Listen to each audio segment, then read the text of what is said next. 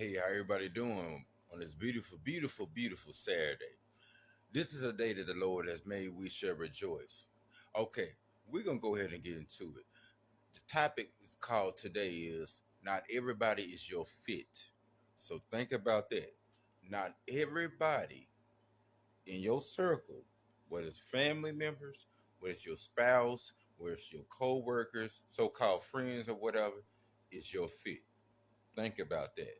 So let's go ahead and go get into it. Whatever I got, like I say about two scriptures along with other things that further explains, elaborate for us, like like how to be aware of individuals that's not fit for your life. So you got to have that discerning spirit within you to say, you know what, nah, you're not meant for my life, you know. And if anything, you are meant to cause me to avoid you, to find the individuals that I've been praying for to be placed within my life to better my life. So let's go ahead and get into it, y'all. Okay, so we got here in Ecclesiastic chapter 4, verse 9 through 12. It clearly states here that two are better than one because they have a great reward for the labor. So the labor with those two individuals that process together, whatever, program together, whatever, it's gonna return good on their behalf because they love each other, they care for each other. Whether it's a friendship, whether it's a relationship or whatever, whether it's just just like love for family members or whatever. What other whatever, you know what I mean?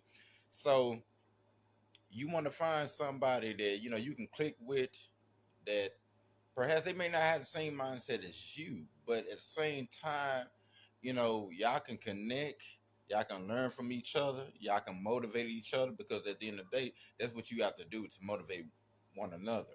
Okay, and it says here, like it says in Ecclesiastic in verse 4, 9 through 12, a portion of what I'm saying right now. It says two are better than one because they have a great reward for their labor.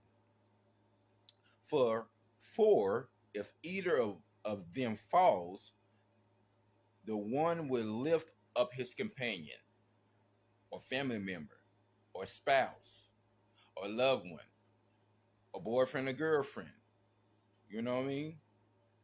But woe to the one who falls when there is not another one to uplift him. You know what I mean? So you want to find people in your life to uplift you. That's the key thing. You know what I mean? Because I can be strong only so far.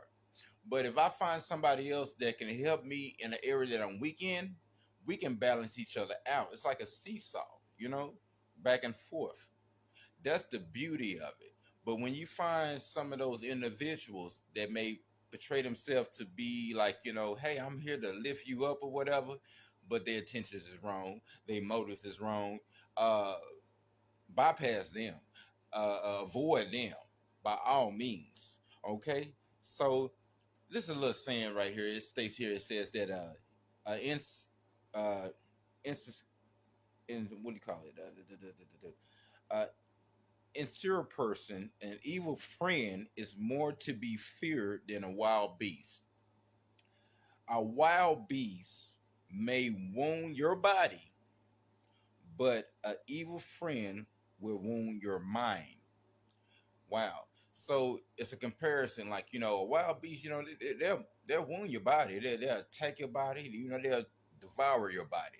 But a wild friend is somebody that will ruin your mind because they so caught up in your mind that if it's good ideas that you presented to them, they like, nah, don't do that. You know what I mean? If it's something that God placed within your heart to do, they were like, you know what? You don't have the uh, credentials for that or whatever. You know what I mean? So avoid them at all costs. Okay, so that's real now. Now we're going back to Ecclesiastic, and it's in chapter 4, verse 11 through 12. It says, "Furthermore, if two lie together, they keep warm." Okay, but how can one warm alone? Okay, that's a good question. You know what I'm saying? Because if I'm cold, but I have someone to join with me, if my spouse, or my girlfriend or whatever, I'm warmer. Okay, but it says that, and if one can overpower him who is alone, two can resist him. So that means that other person can join with you to resist and say, you know what, Robert or Susan, whoever, we can come against this force that's trying to keep you from being warm or keep you from doing the purpose and what God calling you to do. And likewise myself. We balance each other out. That's the key thing. Okay. So it says, and if one can overpower him who is alone, two can resist him. A cord of three strings is not quickly torn apart. So what do you think consists of that three cord? Well, is one is you, and then is that individual that's connected to you.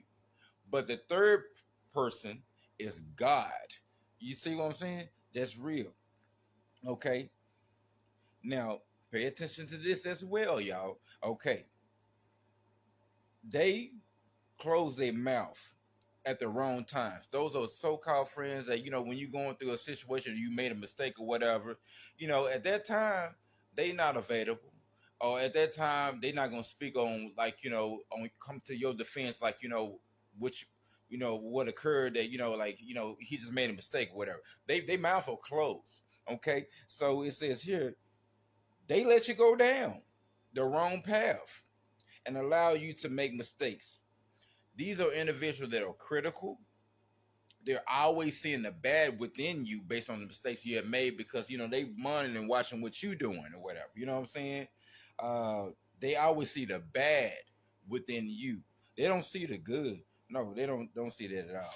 That's not their character. If anything, they out to do everything they can to slander your name, talk bad about you, gossip about you, things like that of that sort. Okay, and remember this as well. Everything is a competition with them when it comes to you. If you got a new car, whatever, they want to get a new car. They'll try to say why you got that car or whatever. But at the same time, they the same one trying to save up money or do whatever they can to go get that car. So think about that. They purposely give you bad advice. You think that if you're going through a situation, especially when you're vulnerable, whatever, going through what you're going through, that their advice is such of understanding where like okay, maybe they're right, maybe I'm doing things wrong, but in actuality they speaking wrong to you because they want to destroy you when you're in a vulnerable stage or whatever. So they purposely give you bad advice so you don't succeed or surpass them in anything that you're doing. You know what I mean? They want your information, so they ask you questions or whatever. Question you about what's your next move, what you gonna do, where you at, this, that, another, whatever, and share your secrets so they can gossip to others regarding you or whatever. Just make fun of you. You know what I'm saying? Stuff like that. So keep these things in mind, okay? Always, every day. All right, you all take care and y'all be blessed and not stressed. Y'all take care now. All right.